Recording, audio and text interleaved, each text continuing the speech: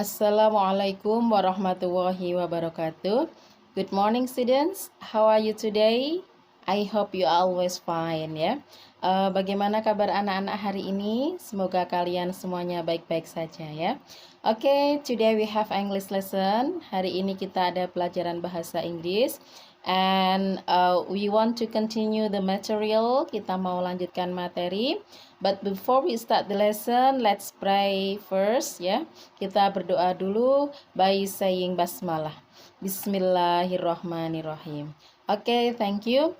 And students, today we go on to the unit 2. Kita pada unit kedua. Dan ingat, sebelum pelajaran tentunya kalian harus sudah mempersiapkan diktat kalian, buku tulis, dan juga alat tulisnya. Oke? Nah, kita akan belajar tentang bagaimana meminta dan memberi informasi yang berkaitan dengan orang maupun berkaitan dengan binatang ya. Di sini ada kaitannya dengan apa yang mereka kerjakan, apa yang mereka lakukan. Oke, in this session, jadi dalam unit ini, dalam pelajaran ini, Bufat bagi menjadi dua ya. Yang pertama, we want to talk about profession. Yang pertama kita akan berbicara atau mempelajari tentang profession. What is profession? Ada yang tahu apa itu profession? Yap, profession adalah profesi atau pekerjaan ya. You may see the profession, the picture of profession atau the examples of profession. Kalian bisa melihat contoh-contoh nama dari profesi atau pekerjaan itu di diktat kalian. On page 16, halaman 16 ya. Oke, now we read together. Sekarang kita baca bersama ya. Kita lihat gambarnya, kita perhatikan. And what are they, dan apa saja mereka itu ya. Oke. First, doctor. And then pilot. Receptionist. Driver. Farmer, teacher, stewardess, nurse, photographer, chef, policeman, and sailor. Okay, let's read together. Kita ulangi lagi ya, apa yang sudah kalian baca tadi. Yang pertama apa? Doctor. Okay, what is doctor? Dokter ya, oke. And then number 2, pilot. What is pilot? Pilot. Receptionist. Receptionist. And then driver. What is driver? Yes, pengemudi. And then farmer. What is farmer? Petani. And then teacher. Okay, what is teacher? Ya, Bufat is a teacher. Bufat itu teacher, ya, okay, guru. And then next, stewardess. What is stewardess? Pramugari, okay. And then nurse. Okay, apa nurse? Perawat. And then photographer. Photographer. Photographer. And then chef. Okay, what is chef? Yes, chef ya, yang ahli masak. Okay. And then policeman. Polisi.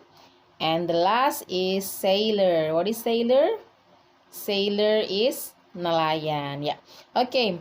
When we talk about a person or when we talk about profession, kalau kita berbicara dengan profesi atau dengan seseorang yang tadi Bufat sebutkan, tentunya kita akan membicarakan tentang pekerjaan mereka ya, dan di mana mereka bekerja. Okay. Now, let's see the example. Sekarang kita lihat contohnya ya dalam dialog. What is he? Nah, what is he? Itu menanyakan tentang profesi. Atau what does he do? Sama ya. What is he dengan what does he do itu artinya sama. Apa pekerjaannya? Nah, karena dia seorang laki-laki, kita akan menjawab dengan he is a doctor. Dia adalah seorang dokter. Oke. And then next question, pertanyaan berikutnya adalah di mana dia bekerja? Where does he work? Di mana dia bekerja? Oke, kalau dokter bekerja di mana? He works in a hospital. dia bekerja di rumah sakit. Okay. And if we want to ask more information about him, kalau kita mau bertanya lebih tentang dia, tentang dokter tadi, kita bisa menanyakan what does he usually do? Nah, apa yang biasanya dia kerjakan ya, apa yang dikerjakan oleh seorang dokter itu? Nah, of course, you can answer dengan menggunakan kata kerja. Kalian bisa menjawabnya dengan menggunakan kata kerja. He helps the patient, misalnya dia membantu pasien, atau he checked the patient, dia mengecek pasien ya. Oke. Itu jadi kalau kita berbicara tentang seseorang, tentang profesi, kita harus tahu di mana ia bekerja, tempat bekerjanya, dan apa pekerjaannya ya. Oke, go on. Kita lanjutkan ya. Kita baca dulu berikutnya tentang macam-macam pekerjaan yang lain ya. Oke. Let's see. You may open page 18. Kalian bisa buka halaman 18 ya. Oke. Carpenter, electrician, receptionist, policeman, greengrocer, nurse, photographer, flight attendants, tailor, teacher, pilot, driver, dentist, farmer, factory worker, doctor, postman, housewife, sailor, butcher. Okay, that's about the names of profession. Itu adalah nama-nama tentang profesi ya, tentang pekerjaan. Nah, the description or the definition of this profession, definisi dari profesi itu, you may see on page 17 and 18. Kalian bisa lihat pada halaman 17 dan 18 ya, definisi dari profesi-profesi tadi. For example, contoh ya. Number 1, activity 3, page 17, activity 3 halaman 17. A person who flies an aeroplane is seseorang yang menerbangkan pesawat adalah, oke, apa jawabannya? Pilot, ya, pilot. And then number 2, a person who sets electric systems is seseorang yang mengatur atau memperbaiki tentang sistem kelistrikan, elektrik. Siapa? Apa namanya? Electrician ya. Contohnya semacam itu. Oke, you may go on the next page ya. Kalian bisa lanjutkan, kalian bisa pelajari, kalian bisa baca ya. Oke. Silahkan nanti kalian cocokkan untuk belajar ya. Oke, now go on. Sekarang kita lanjutkan ya. Kita lanjutkan pada subbab yang kedua. Kalau tadi we talk about a person, profession, kita berbicara tentang profesi atau yang berkaitan dengan sifat pekerjaan seseorang. Nah, we go on, kita lanjutkan yang berkaitan dengan apa yang dilakukan oleh animals, oleh hewan ya. Before that, sebelum itu kita lihat dulu, kita baca dulu nama-nama binatangnya ya. You might see on page 22, halaman 22. Kita lihat, oke. Listen and repeat after me ya. Dengarkan dan perhatikan Bufat ya. Oke. Mice, butterflies, frogs, snakes, crows, fish, monkeys, lizard, horses, birds. Ya. Oke. Bufat ulang. Mice. What is mice? Tikus. Oke. Butterflies, kupu-kupu. Frogs, katak. Snakes, ular. Crows, sapi. Fish, ikan. Monkeys, monyet. Lizard, tokek atau cicak ya. And then horses, kuda. And the last, birds. What is birds? Burung ya.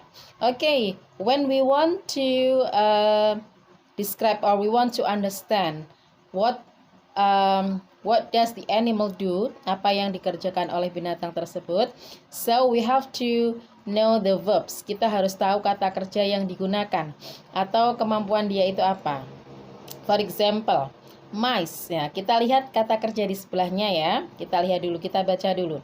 Swim. What is swim? Berenang. And then leap. Apa?